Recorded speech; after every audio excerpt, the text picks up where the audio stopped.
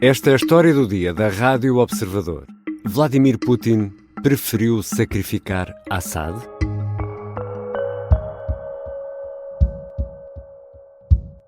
كل هذه المعركة يا أخواني التي أقيمت بفضل الله عز وجل هو إنتاج ثوري بحت.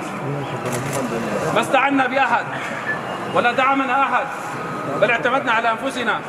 كله من مالنا. Abu Muhammad al-Jolani é o homem que derrubou Bashar al-Assad. Aqui faz o discurso da vitória na grande mesquita de Damasco, um lugar sagrado para o Islão, construído há mais de 1000 anos. Diz que os rebeldes lutaram sozinhos, só com a ajuda de Deus. A Síria caiu em poucos dias e Moscovo terá fechado os olhos e deixado o brutal regime de Assad à sua sorte, que se esgotou rapidamente. Por que terá Putin sacrificado a Síria e que consequências poderá ter para a guerra na Ucrânia? São perguntas para a conversa com Paulo Batista Ramos, professor de Relações Internacionais na Universidade do Minho e especialista em segurança. Eu sou o Ricardo Conceição e esta é a história do dia, de terça-feira, 10 de dezembro.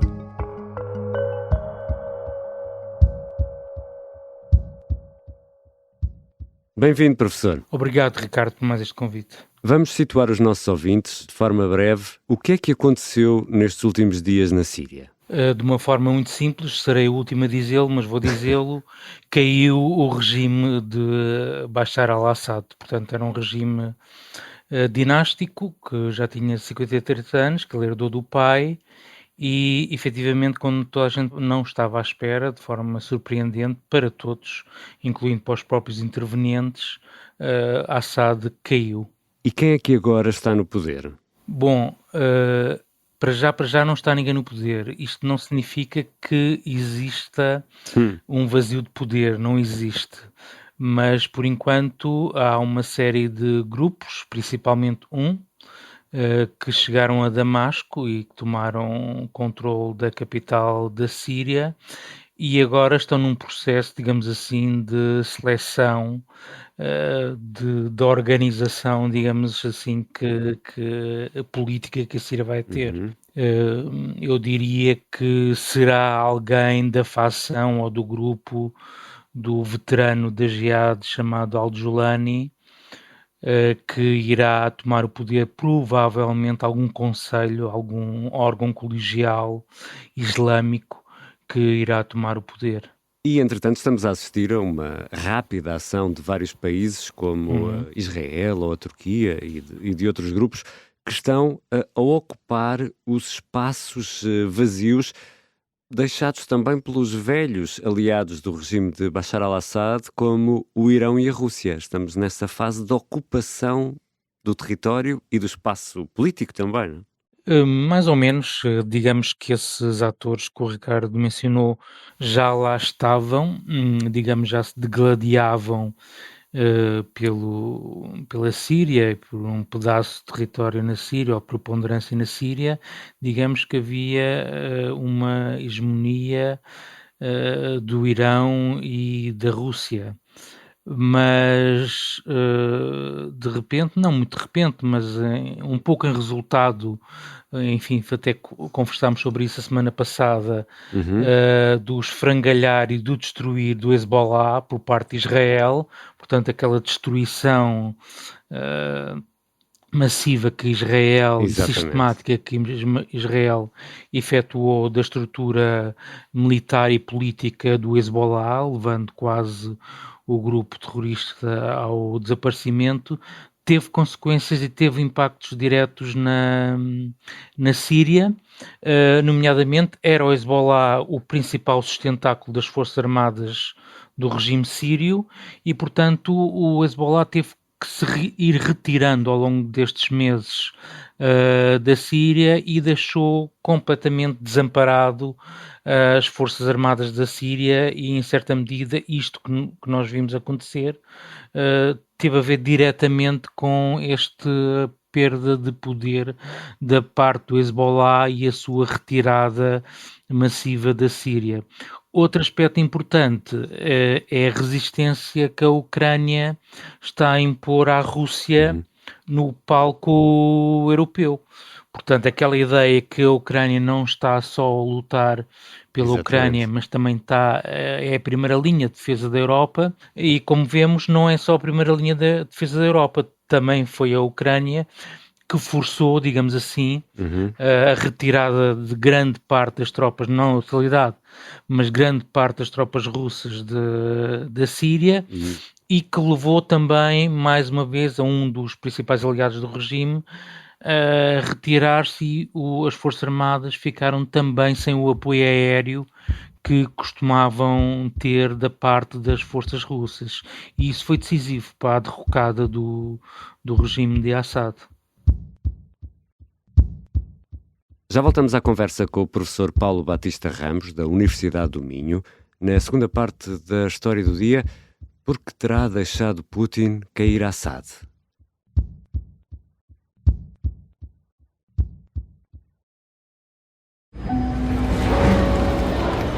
Em 1980, um avião da TAP com 83 passageiros a bordo é desviado para Madrid. Entrou por ali dentro e apontou-nos a arma. Mas o sequestrador, que tem uma arma carregada apontada aos pilotos, não é um pirata do ar comum. Chama-se Rui, vive no Feijó e só tem 16 anos. Leva uma pistola, que o meu pai tem, então mas está a pistola. Ele, de facto, mostrou-nos a pistola. Este é o Piratinha do Ar, uma série para ouvir em 6 episódios que faz parte dos Podcast Plus do Observador.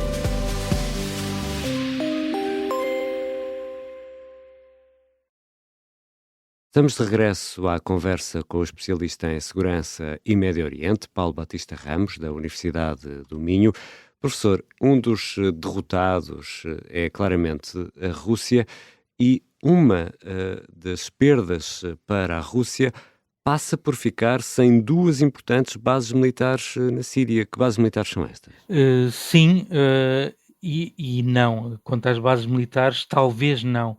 Sem dúvida que Putin é um dos derrotados, não é? O Assad e a família apareceram lá em Moscou a bater-lhe à porta, portanto não há maior demonstração da derrota de Putin.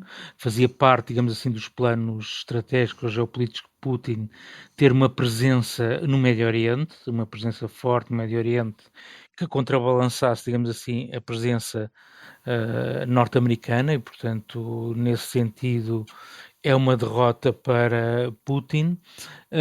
Por outro lado, o Assad acaba por ser um pouco indiferente para Putin. Este novo regime, desde que seja anti-americano, anti-ocidente, está bem para Putin. E tenho quase a certeza que no médio prazo Putin estará disposto a encetar relações, se já não encetou, com este novo regime, com os novos líderes, e no contexto dessas relações manter as famosas bases militares, principalmente a base naval em Tartus, manter essa base naval que não deixa de ser prestigiante e uma forma de projeção de poder da Rússia para lá do enclave, daquele enclave que eles têm ali do Mar Negro, não é? Eles gostam muito de ter, enfim, projeção de poder em mar aberto, como representa esta base naval em Tartus. Mas, no fundo, Putin deixa cair Bashar al-Assad porque deixa de ser a pessoa que lhe interessa nesta altura? Percebe que... Não. Putin estava confortável com Bashar al-Assad, não tinha nada contra ele. Foi inevitável, portanto, deixar cair foi inevitável. Foi uma sequência de acontecimentos que apanharam todos de surpresa, inclusive os próprios rebeldes, que a iniciativa inicial, a incursão inicial era contra Alepo, nem sequer era para conquistar Alepo, era só para, enfim, controlar lá uma parte de Alepo, onde as forças do regime bombardeavam uma zona onde as bombas de origem de bombardeamento das forças do regime sobre as forças rebeldes, e portanto diariamente, portanto basicamente era essa a intenção inicial. Depois foi tão fácil a conquista de Alepo, ou digamos que as forças armadas do regime evaporaram-se e foram derretendo-se ao longo da incursão dos rebeldes, que depois se transformou numa caminhada bastante rápida, menos de uma semana, sobre a capital Damasco. Portanto, Putin não deixou cair Assad, não podia era fazer nada, e diga-se passagem também não valia a pena do ponto de vista dos cálculos geopolíticos. Putin não, enfim. Mas não podia, para não desviar forças que necessita para a Ucrânia? Sim, não tinha tempo exatamente, não tinha tempo de desviar forças que necessita para a Ucrânia para, digamos, e dar ali uma pequena ajuda a Assad e mantê-lo no poder e mostrar que ainda estava forte no poder, e depois essas forças regressarem novamente à Ucrânia. Portanto, Putin não tinha essa amplitude, digamos assim, estratégica para fazer esse tipo de manobras. Ainda por cima, com a perca dos seus mercenários favoritos, não é? Do Prigozhin. O Grupo Wagner. Exatamente, o Grupo Wagner, que também estava na Síria. Portanto, havia ali uma falta de um vazio, em certa maneira, da presença russa na Síria. Portanto, Putin tinha muito pouco a fazer. Mas isso, olhando para a queda de Assad, da forma como caiu, e essa falta de apoio russo, podemos dizer que isto até pode ser bom para Kiev ou não? A minha pergunta é neste sentido: denota falta ou incapacidade russa para reagir rapidamente e para colocar noutro teatro de operações militares e meios com capacidade para proteger Assad. Denota alguma fraqueza, ou esta visão das coisas não é a melhor? Não, concordo, sem dúvida. É uma vitória para Kiev. Aliás, Kiev tinha enviado militares para treinar as forças rebeldes no comando e controle daquilo chamado drones, não é? Portanto, que os ucranianos agora se tornaram hiper especialistas, e portanto enviaram alguns militares já há alguns meses para precisamente treinar os rebeldes lá no bastião deles de Idlib em drones. E a Ucrânia está a enviar também para a África militares para apoiar todas aquelas forças que se opõem, digamos, às forças russas, sejam forças regulares, sejam mercenários. Portanto, isto é efetivamente... Até porque o Grupo Wagner está em África. Exatamente, exatamente. Isto, portanto, é também uma vitória de Zelensky, da sua estratégia, porque não se limita também só ao território da Ucrânia. Ele percebe que há um contexto mais geral, mais geoestratégico deste confronto Rússia-Ucrânia, e neste caso, sem dúvida, que ele levou o melhor e demonstrou, como o Ricardo mencionou bem, as fraquezas, as debilidades das Forças Armadas Russas. Afinal, mais uma vez, não são assim tão poderosas, que conseguiram projetar força rapidamente a alguns milhares de quilómetros de distância. E voltando aqui ao início da nossa conversa, professor Paulo Batista Ramos, e porque conhece muito bem o Médio Oriente, queria saber que cenários antevê para a Síria. Bashar al-Assad, que herdou o poder do pai, liderava um regime verdadeiramente brutal. Felizmente caiu, digo eu, mas mergulhamos agora numa incerteza. Que cenários podemos ter daqui para a frente para um futuro próximo, professor? Sim, felizmente, pelo menos por enquanto, agora toda a gente está feliz e regozija-se com a queda desse regime brutal Bashar al-Assad. Portanto, toda a oposição, por exemplo, dos sírios, toda a oposição síria, desde os fundamentalistas islâmicos a curdos, assírios, drusos, cristãos, enfim, toda a gente, democratas, toda a gente está feliz e a festejar a queda do regime. Agora, o que virá aí, eu diria que muito provavelmente não deixará toda a gente tão contente, da mesma forma que todos agora estão contentes, incluindo Estados Unidos, Europa.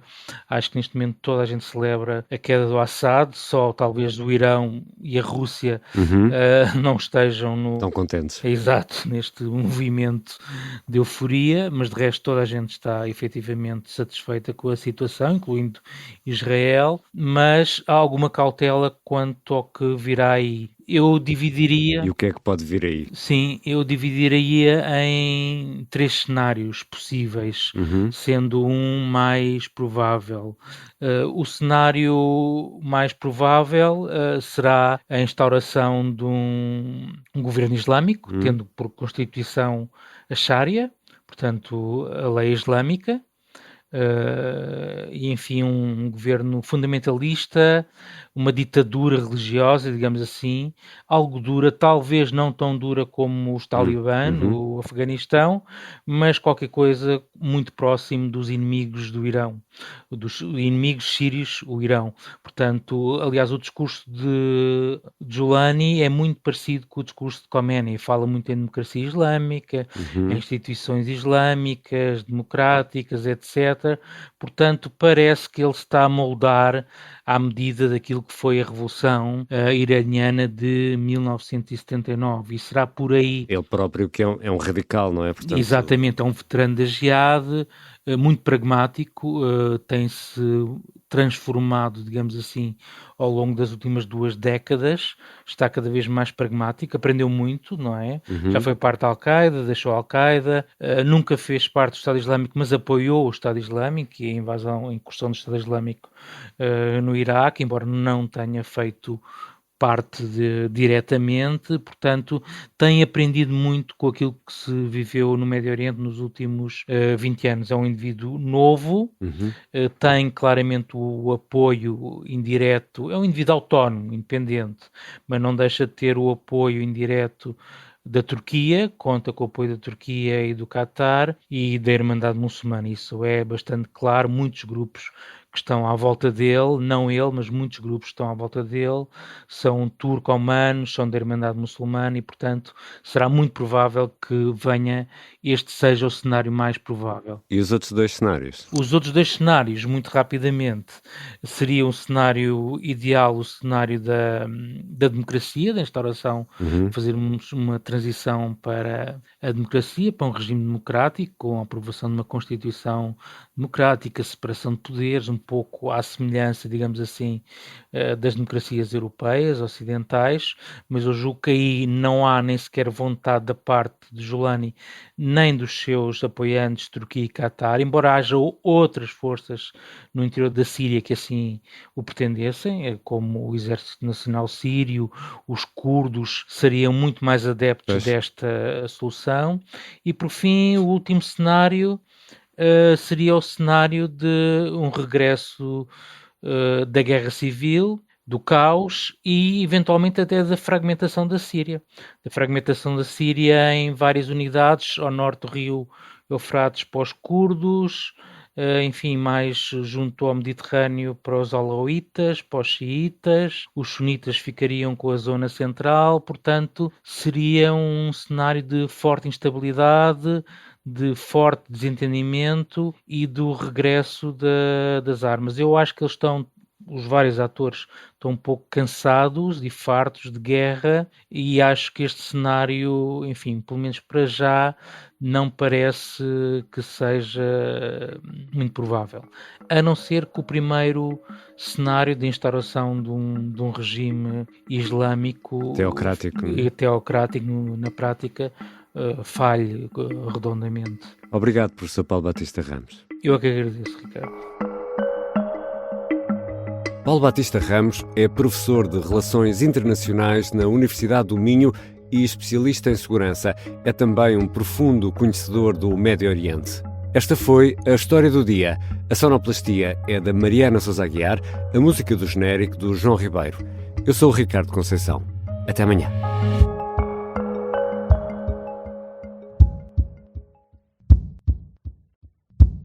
Se gostar deste podcast, pode seguir, dar 5 estrelas e comentar o episódio na Apple Podcasts ou no Spotify.